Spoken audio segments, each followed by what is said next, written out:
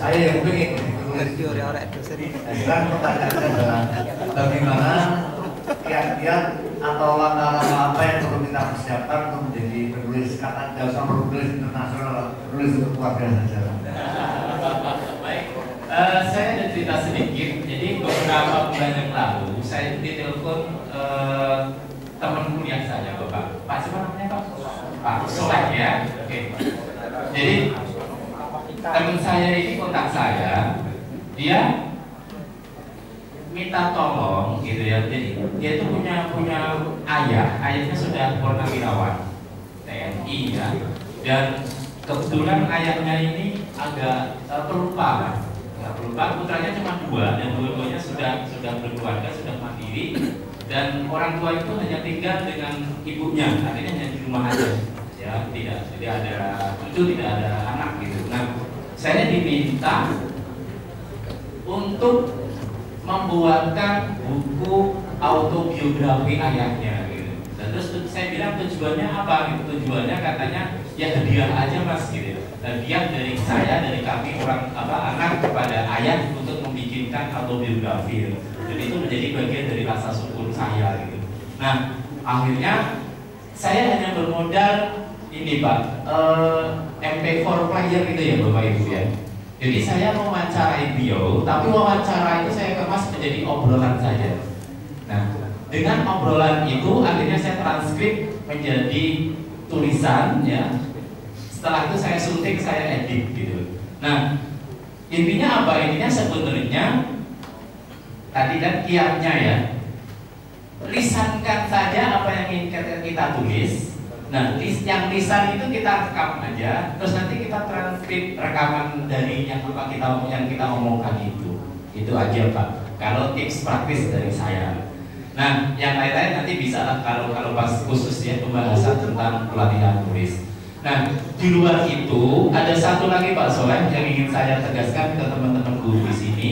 Sebelum kita berbicara tentang how to write atau bagaimana menulis, sebenarnya ada satu yang kunci, yaitu namanya willingness to write. Bagaimana membangkitkan semangat untuk nulis gitu loh. Ya. Kenapa saya menulis? Dan itu harus menjawab 3 pertanyaan. 1, kenapa saya harus menulis? Kedua, mengapa sesuatu itu harus ditulis gitu ya. Terus yang ketiga, mengapa saya yang harus menuliskannya gitu. Itu harus ditemukan dulu ya. Mengapa harus ditulis, mengapa harus menulis, dan mengapa saya yang harus menuliskannya, bukan orang lain gitu. Nah, di luar itu biasanya menulis itu ada 3 motivasi Bapak Ibu ya. Ini secara umum aja. Pertama, motivasi ekonomi, yang kedua motivasi sosial, yang ketiga motivasi spiritual gitu. Ini secara umum ya. Nulis kalau diterbitkan ke media massa itu biasanya dapat honorarium gitu ya. Kalau guru apa namanya? Atau apa istilahnya? Ya. Terus kalau misalnya menulis buku Pak Soleh itu dapat royalti yang 8 atau 10% itu gitu.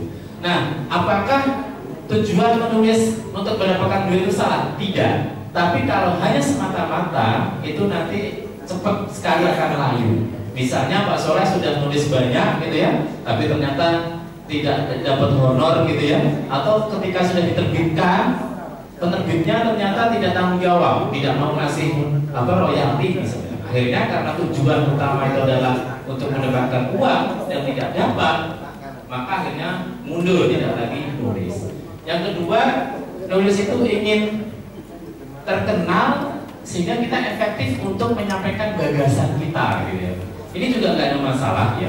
Tapi kalau hanya menjadi tujuan yang utama, ini yang akan jadi masalah gitu ya. Misalnya Pak Soleh sudah nulis banyak gitu ya, terus jalan-jalan, ketika jalan-jalan bisa di bandara gitu langsung, Pak mau minta tanda tangan saya nggak Pak? Misalnya, siapa Bapak gitu ya.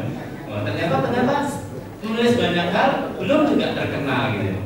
Nah, akhirnya semangat untuk nulis juga padam lagi gitu ya. Nah, yang ketiga yang saya kira adalah tujuan yang paling utama nulis itu adalah tujuan yang sifatnya ideologis.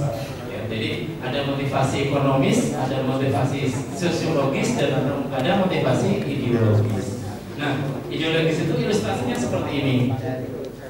Ada si fulan, Pak, ini di akhirat ya, di akhirat ada fulan.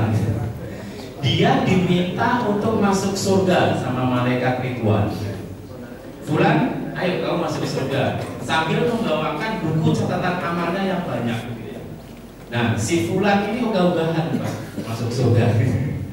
Ya malaikat, umur saya itu hanya 60 tahun gitu ya. 2/3 itu digunakan untuk sepertiganya ya, digunakan untuk apa? Tidur ya. Katanya tidur yang baik itu berapa? 8 jam. Kalau 24 jam berarti sepertiganya kan. Jadi kalau usia 60 itu berapa tahun? 20 tahun tidur gitu ya. 20 tahun tidur gitu ya. Terus untuk ibadah itu mungkin hanya sedikit saja. Yang khusyuk mungkin malah nggak ada gitu ya. Tapi kok catatan amal saya sedemikian besar gitu ya. Nah, si fulan ini ada ogah-ogahan Pak Soleh ya, dan bapak ibu yang lain diminta malaikat Ridwan untuk masuk surga gitu. Nah, akhirnya ditunjukkan sama malaikat Ridwan, betul fulan, usia biologis kamu hanya sedikit, hanya 60 tahun, itu pun 20 tahun kamu gunakan untuk tidur gitu ya. Terus 10 tahun digunakan untuk upload status di Facebook dan komen gitu ya. Wah, itu kalau sosial media itu kan bisa kemana-mana Pak ya. Jadi saya biasanya kalau mau nulis memang harus mematikan sosial media. Kalau begitu sudah masuk Facebook udah kemana-mana ya, godaan untuk chatting begitu besar gitu. Nah, tapi fulan ya, kamu jangan lupa kamu nulis gitu ya. Banyak orang tergerak melakukan kebaikan setelah membaca tulisan kamu gitu. Nah, setiap kebaikan ini kan dapat pahala. Nah, setiap pahala yang diperoleh oleh orang ya yang karena terinspirasi dengan tulisan kamu dapat royalti pahala juga gitu. Itu Pak. Jadi kalau di dunia itu dapat bonusnya itu adalah dapat tadi ya menurut royalti. Kalau di akhirat, kalau sudah kita meninggal, selama tulisan kita dibaca dan orang tergerak untuk melakukan kebaikan setelah membaca tulisan kita, selama itu pula royalti pahala akan mengalir kepada kita dan pahala itu tidak mengurangi pahala yang tadi diterima oleh yang tadi terinspirasi. Nah, saya kira ini yang menjadi tujuan yang utama saya kira untuk kita jadikan supaya kita untuk bersemangat. Jadi ternyata ada konsep kuantum pahala itu ada. Jadi kalau tulisan itu kan paling hanya berapa? Kalau buku itu paling hanya 1 MB lah ya kalau dalam ukuran file gitu. Atau mungkin